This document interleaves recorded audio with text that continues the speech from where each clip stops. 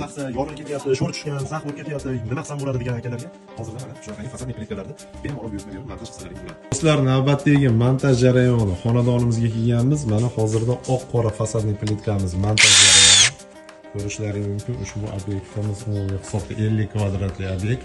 Hozir birma-bir ko'rsatib o'taman. Hali chala joylari juda ko'p. Shu yerlari ham oq-qora fasadniy plitka bo'ladi. Mana darvozaxonaga bitta e'tibor berasizlar. Juda ham chiroyli. Sokullari, ya'ni fundamenti toshdan ekan, bu yerlari alohida o'zlari sokul qilib oladigan bo'ldi. Shu yerga shunaqangi oq-qora fasadniy plitkalarimizni yetkazib berganmiz.